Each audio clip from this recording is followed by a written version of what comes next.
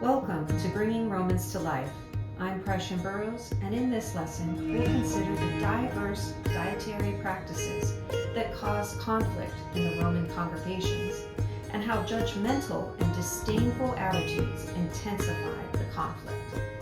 We've come to the most specific and practical section of Romans.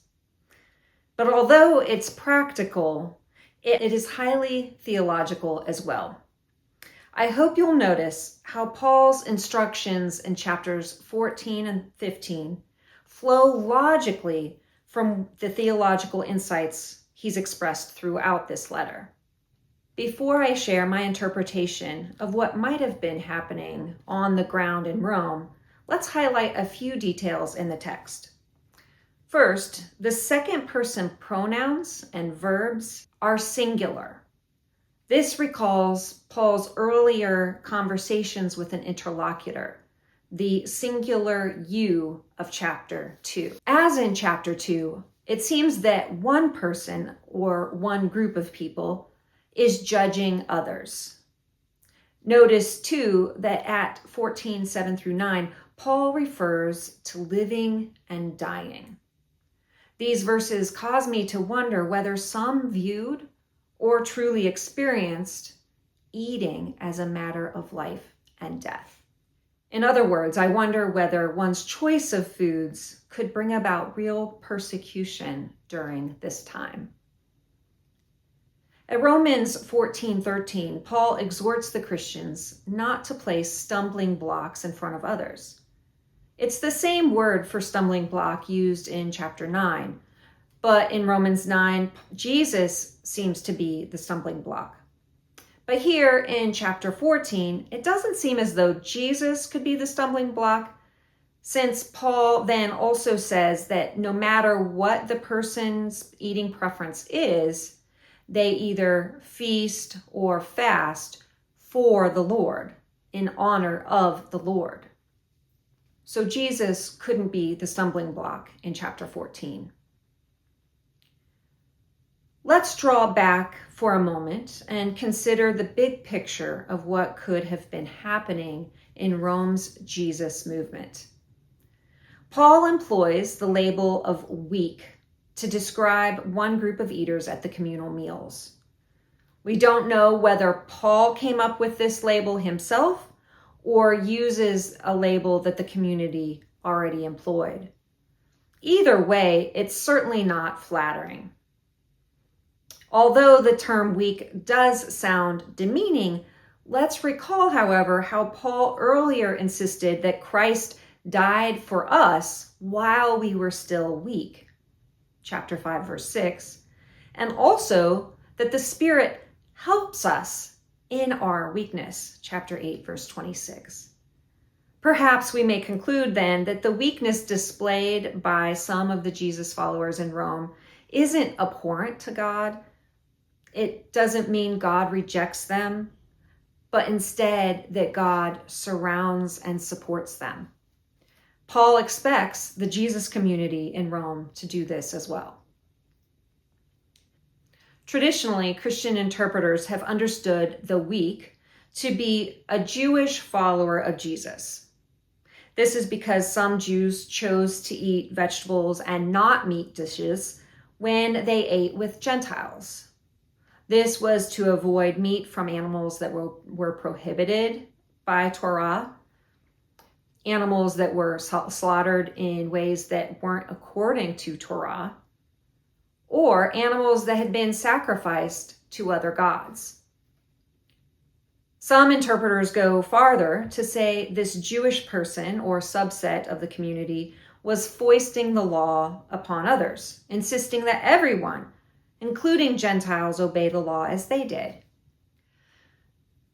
Yet this doesn't have to be the case here. Recall that some Gentiles following Jesus may have believed it was necessary for them to come under the yoke of the law in order to be truly part of God's covenant community. They may have thought this purely from theological reasons, or they may have recognized social and political advantages of converting fully to Judaism. They may have realized that as Gentiles who had turned their backs on their previous gods, they were vulnerable.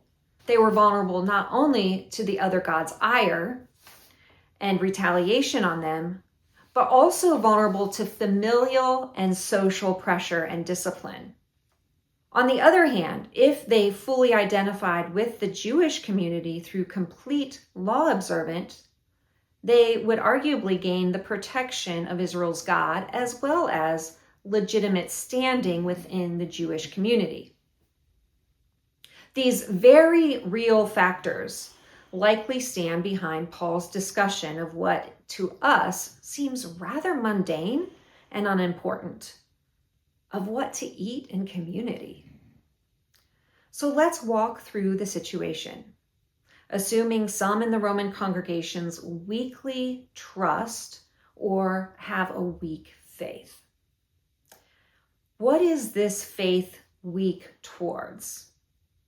Perhaps it's weak in its trust in God's work of justification. It's weak when it comes to considering how Gentiles are to enter into and maintain a covenantal relationship with God. And of course, maintaining and entering into a relationship with God is at the core of justification, how one attains right standing with God. And perhaps the weak in faith believe that a Gentile must Judaize completely in order for this justification to be valid. In other words, that Gentiles must become Jewish and therefore obey the law fully. Now, let's pause a moment. As in the case of Galatians, the situation in Rome likely concerns the Christian community alone. In other words, if there are Jewish people encouraging Gentiles to Judaize completely, these Jewish people are Jesus followers. So this is an intra-Christian debate. Also, this dispute likely arises out of fear, and this fear could result from theological or more practical quandaries. Theologically, some may feel anxiety about their salvation, their standing with God, their participation in God's covenant, and even their identity as true heirs of Abraham and siblings of Christ. More practically, this anxiety stems from a fear of political and social retaliation. If some Gentiles had rejected the gods, but also had not come under the Roman authorized tradition of Judaism, what might happen? Might Gentile neighbors and authorities view all Jews, the whole Jewish movement, as a problem? And then might the situation get out of hand? I would guess that these two sets of fears cannot be disentangled. When Paul refers to living or dying unto the Lord, he knows how high the stakes are. Persecution may not be far from his mind. So what's Paul's advice? Should the Christians give in to their fears? No. As much as possible, and with the support of their community, they should live from faith.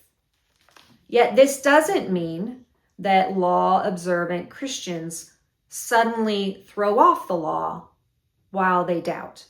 Rather, if they relate to God from a posture of faith and meanwhile abstain from certain foods, that is fine, and it's good. But it is similarly important that these people not judge others for their decision to eat and drink certain things that they would deem off limits. As long as both groups act from a posture of faith, they are accepted by their Lord. However, it's a bit more complex than do what you believe is right sort of situation. Paul insists that Jesus' followers be aware of how their decisions are affecting others in the community and beyond. He asserts, "Do not by your food destroy that one for whom Christ died." Romans 14:15. And then, do not, for the sake of food, destroy the work of God. Romans 14:20. Rather, God's people are to work towards peace and edification of one another. As the next chapter will continue to explain, God's people are to relate to one another as Christ related to both the uncircumcised and circumcised. He became servants to both sets of people. But before we consider Romans 15, I'd like you to take some time to think through Romans 14. Share your questions, concerns, and insights in our Living Scripture Community Forum.